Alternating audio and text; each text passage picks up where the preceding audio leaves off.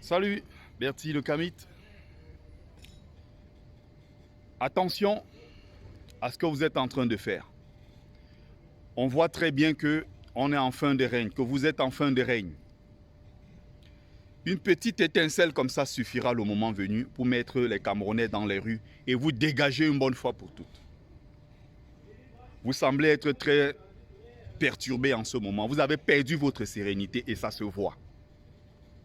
Face aux vrais problèmes, vous êtes incapable d'agir. Vous partez de Yaoundé, des pères de famille, quelques sous-là et d'ailleurs quelques alcooliques drogués, comme il y en a tellement dans notre, ce qu'ils appellent improprement l'armée camerounaise, ou les billes, je ne sais pas quoi, faites de voyous, composés d'illettrés, des gens sans formation idéologique. On a ramassé des gens, on dit bon, il y a un petit à Douala là qui parle beaucoup. Junior Ngombe, libérez-le. Libérez cet enfant. Libérez-le. Vous allez l'arrêter pour l'amener à Yaoundé. C'est-à-dire, comme à l'époque de la colonisation, ce qu'on faisait à nos parents. Le pouvoir central de Yaoundé décide. On va ramasser les enfants des gens, les citoyens camerounais, dans tout l'ensemble du territoire, dans l'intérieur du pays. On ramène à un seul endroit, la capitale, pour être torturés, pour torturer les enfants d'autrui. Il y a l'insécurité dans le Grand Nord. Vous êtes incapable d'agir. Boko Haram crée la misère là-bas, massacre les populations, incapables d'agir. Dans les régions du nord-ouest et du sud-ouest, nos enfants meurent là-bas tous les jours. Plus de 1000 villages brûlés par ceux-là qui étaient censés sécuriser le territoire, ceux-là qui étaient censés protéger les citoyens camerounais. À Douala, les microbes font rage. On agresse les gens en pleine journée. C'est la même chose en plein cœur de Yaoundé, où il y a le torrent, où il y a des glissements de terrain tous les jours. Vous êtes incapable d'agir. Vous êtes incapable de protéger vos populations. Quand il faut se lever et faire du mal à ses enfants, vous n'hésitez pas.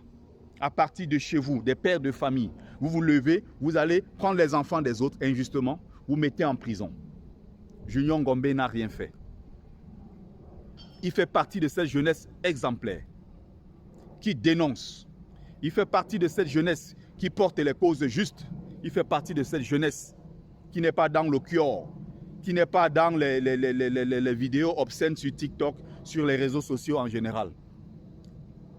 Il n'est pas à l'image de ces petits tarés parvenus d'un culte de ces derniers temps qu'on voit sur les réseaux sociaux qui débitent tout et n'importe quoi. Les influenceurs. Il n'est pas dans cette catégorie. C'est quelqu'un qui en a tout simplement marre de voir ses frères et sœurs camerounais souffrir. Et qui s'est mis à dénoncer. Qui fait un travail formidable, ce jeune homme. Vous l'arrêtez. Vous allez le mettre en prison. Vous l'humiliez.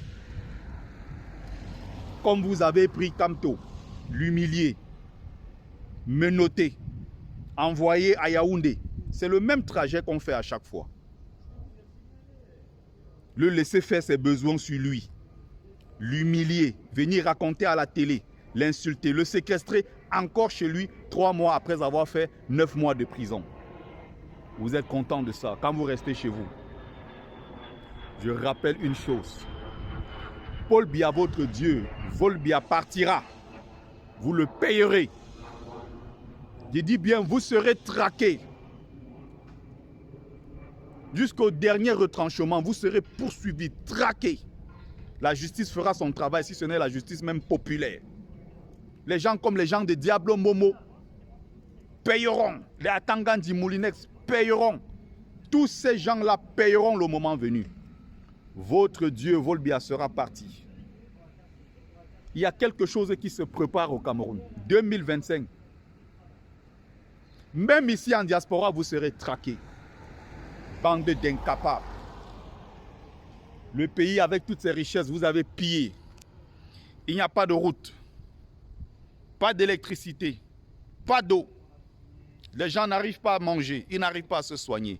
Aller à l'école, impossible. Ce qui me fait le plus mal. Je viens de citer tous ces gens-là, ces gens du régime, qui ont des milliards dans leur compte bancaire, qui ont des grosses voitures, qui ont tout le confort pour se protéger, qui ont leurs enfants dans les meilleures écoles du monde, qui ont des appartements, des châteaux partout qu'ils ont achetés avec l'argent du contribuable. Ceux-là, je les comprends, ils ont intérêt à défendre leur beefsteak. Ils ont intérêt à défendre leur gombo. Toi, pauvre Camerounais qui te lève le matin, tu n'as pas 200 pour ton déjeuner.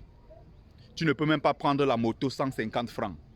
Tu n'as pas d'eau, tu n'as pas d'électricité. Lui, il a le groupe chez lui quand on coupe la lumière. Il a de l'eau potable chez lui. Il a même des billets, des distributeurs de billets de banque dans sa maison. Il a des raisons de défendre Paul Biya. Toi, tu n'as pas de quoi manger. Tes parents sont là, ils n'arrivent pas à te donner à manger. Toi-même, tu es là, tu regardes tes parents. Tu es en location, tu n'arrives pas à payer. Chaque fin de mois, tu évites le bailleur.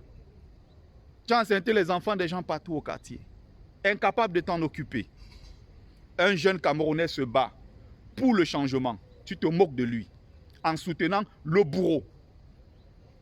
Ramon Kota se bat. Tu te moques de lui. Le jeune Junior Ngombe se bat. Tu te moques de lui. La brigade anti-Sardina, depuis la diaspora, se bat. Et même ceux qui se battent sur place au Cameroun, tu te moques d'eux.